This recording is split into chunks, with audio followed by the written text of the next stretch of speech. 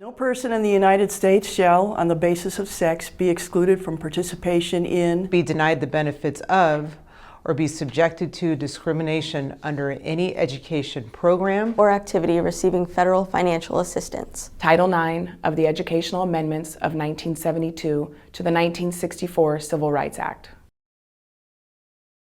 One of the things I was thinking of, we just toured the gyms over there, and of course when I started it was the men's gym and the women's gym, and I can remember E.J. McConkey rolling out a small kind of netting thing for an outfield fence, so we had an outfield fence, and we would walk over and put up numbers on a scoreboard. Nobody wanted to be the person who had to do that. The NCAA was men, and so the women had subordinate roles, if any roles, then. And so it's taken 50 years to try to get back to where women have more leadership roles. So back there, we were grateful for any little crumb that was thrown our way. It's like we were not going to complain about not having uniforms, although we desperately wanted them. You know, there was nothing really provided for us except a pair of gym shorts and a snap-up blouse. The New York paper came up to me and he said,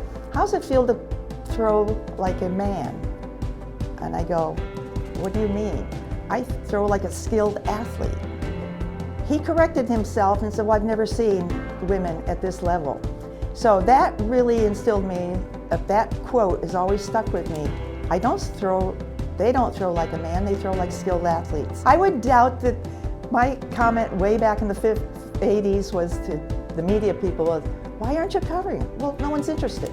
"Well, they're not interested because you don't cover them." Yes, we're getting into the men's world, but hey, we're ready. You're gonna have to fight, but you're gonna have to go for it. And I was dealing with men who were old enough to be my father. And so, and trying to change them to accept what was happening in women's athletics was a challenge. And I feel I met the challenge with them. They became good supporters, but it took a while. We've pretty much met the challenge, but it was a struggle. It was frustrating, but we did it. So I grew up before Title IX, and there was absolutely nothing for me to participate in the way of sports, organized sports. And so when Title IX became law, then I was just entering college, and it was the first year Sacramento State had intercollegiate athletics for women. And so I thought I died and went to heaven. So from that point on, I felt like it opened doors to what I really wanted to do, what I wanted to be, and who I was. Title IX opened up an entire life for me, career, everything. I mean, it really brought me everything, joy and happiness, a job, a career, leadership role, opportunity to mentor young women, to follow the sport I loved and I was darn good at when I was younger in softball, and allowed me to be a head coach at the major college level. And so I got a scholarship in my junior year at Michigan State. It was tuition, but I was so grateful, and I just felt like, wow, special to get some money to help me get through because I played a sport that I love to do. So it was finding a sport and making a life out of it. And I remember back when I played basketball at Michigan State in the probably mid-70s, we played in an old intramural gym, and at the time Magic Johnson was there, and Magic Johnson was playing in the big arena, right, and they were going to go on and win the national championship. But my last year that I played basketball at Michigan State, we got to play in Jennison Fieldhouse, which was the big arena where the men were playing on that floor. And I remember standing on the court just looking around at the stadium seating. It was just incredible to be a part of that and actually get a taste of that. Now it's normal. Why are the men's teams traveling in buses, charter buses, and we're still being confined to vans and things like that? So we filed a grievance against the institution, and shortly after that, because it was a CSU campus, California Now, Cal Now, National Organization for Women, sued the entire CSU system. That started a big chain of events for equality across the board, at least in the CSU, that had been really unparalleled up until then. The Office of Civil Rights was already here, telling them that they had to get rid of the women's gym and the men's gym. Volleyball was very important to this campus, and we had the best coach going, we had good players, and people loved it, and we wanted it in the big gym where it should be, and there should be no reason for it not to be there. And we were trying to find a conference for football, and that's when the Big Sky came along, and I came up with a plan, a 5-year plan, and we followed that plan to increase women's scholarships and funding, at the same time giving more scholarships to football. We were able to achieve equity for the women versus participation numbers. We achieved equity on the scholarships. We did everything, and we also got football, and a lot of the men's sports also functioned very well. We were sitting at a committee meeting and had to come up with a ball contract. Well, women never had to come up with contracts for balls or anything.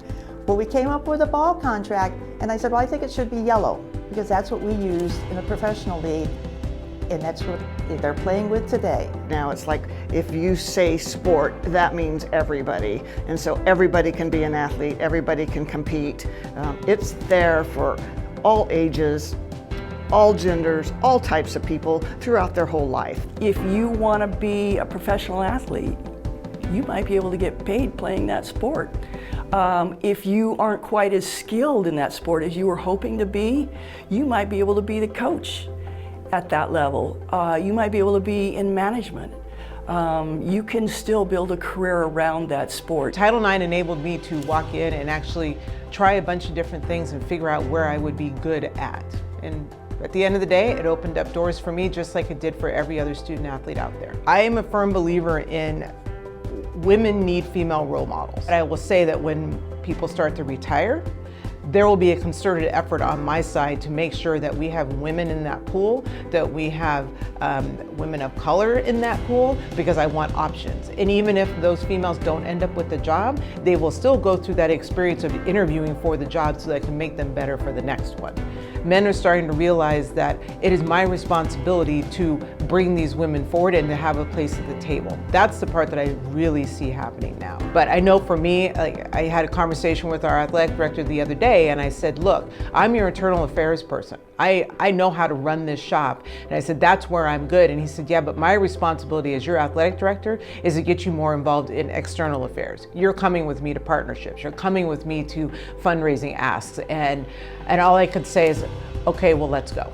So the men are starting to get it now. Title IX is just the opportunities for women having and young girls having the opportunity to play sport. I'm passionate about sports and everything that sports brings off the field and on the field. Alyssa Mackin, a Hornet, a Sac State Hornet, the first female Major League Baseball coach, and the inspiration she's provided to so many young women, our current student athletes, male and female, to see that what she's been able to do. But it is a goal of mine to continue to open doors for women and particularly young women to have opportunities. Empowerment of women, empowerment of opportunities for all those involved, and I'm proud to be a part of it. Title IX means to me opportunity. It means an opening of the door to allow women to have an opportunity to not only pursue dreams, but to have that funded, to have a seat at the table, to allow women with a desire to be a part of education at a higher level, to play sports at a higher level, to be seen as an equal in the workplace.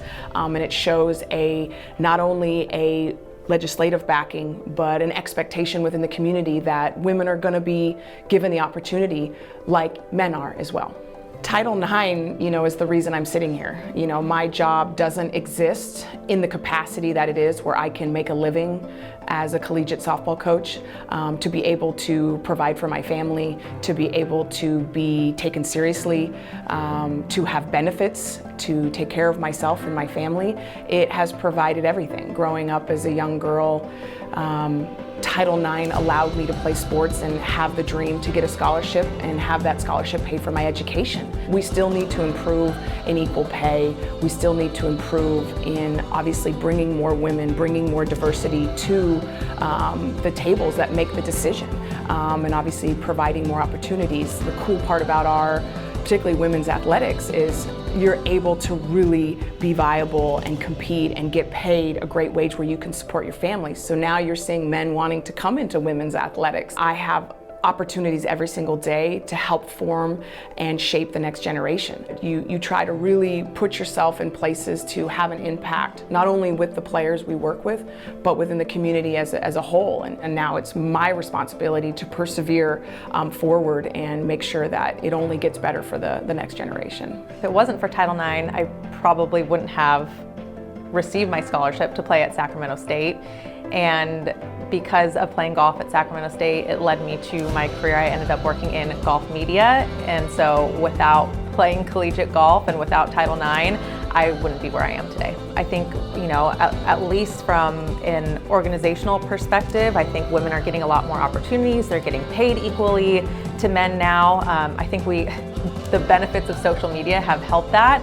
I think because of social media, we've had a huge light shown on that, so that's been very helpful. But I think that there still is more work that needs to be done. As a golfer, the golf industry is definitely male-dominated. I think out of most of the sports out there, it is a male-dominated sport and a male-dominated industry. So from the very get-go, even when I was playing golf before I started my career, I knew that I wanted to help women and help them get the same opportunities that men had. We just really need more support. We need more women to support other women, but we also really need more men to support women. We're all in this together. We all want our sports to grow, so we need to find a common ground to let everyone have a chance and just know that there's room for everyone. When I hear the words Title IX, the first thing I think of is equality. Love that now women are starting to have more opportunities than they did before. So it's a progression, it's a marathon, and it's started to evolve slowly over the years, but I think we're headed in the right direction. Women deserve, especially professional athletes, they've gotten to that level, they work just as hard as the men do. I think that they deserve the same lifestyle that NBA players and other professional athletes receive. The trailblazers who come before me, I appreciate them because they've allowed me to have the opportunity and the journey that I've had as a women's basketball player when I did play. I feel like just us being involved in women's sports is doing something in itself and creating opportunities and a good life and experience for these young athletes who come through our Sac State doors. When women, especially young women, see role models that are in the coaching field or even playing basketball, that gives them the feeling like I can do that too. Honestly, I started gymnastics when I was 4 years old. My parents put me in it because I was quite a clumsy child, fell in love with the sport, and it provided a basis of, commitment and just teamwork, and it was a really great environment to grow up in. And when I was offered the scholarship here at Sacramento State, it really felt like home when I came to come on my visit. I knew girls on the team, the administration here, the coaches here, everyone just felt like a family, and it really made the experience enjoyable. Since I've been here, all of our admin who came in have really pushed for us to have a facility, and we'll be getting our own building this November, I think, which really helps, equalize training and the ability to win championships and promote our school. Conference has definitely focused on Title IX and promoting it. This last year, they really focus also on making sure we all feel included on everything and our voices are heard on every single subject. You need to be yourself, you need to have drive and dedication, and no matter what, not get down. Don't let anyone stop your dreams, and if you know something that you want, you go for it no matter what.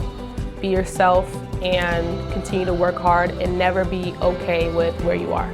You have to not listen to people who doubt you. You have to know what you want and you have to fight for it. You have to be 1000% confident in your craft, and you have to work hard. It's not going to come easy, and you're going to have to sacrifice a lot of things. You're going to have to sacrifice all the fun times with your friends, and while that's not pretty, the result is way worth it. Whatever you want to do in your life, you are going to have to make sacrifices, but finding balance within that is extremely important, and you can do whatever you put your heart to. Whatever you want to do, go for it. Don't let anybody tell you you can't do something. give it a try. You know, you try for it, you shoot for the stars, and if you fall short, you know, you're way ahead than if you hadn't tried at all. So if you think things are going to come to you on a little platter, it's not going to happen. You're going to have to get out there and work for it, have a passion for it. We brought men and women together. We got scholarships now involved at certain levels. We have many of our athletes are given chances to go on into professional teams.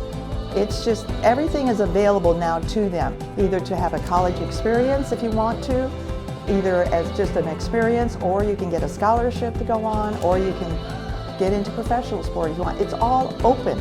It's all open depending on your skill level and your interest.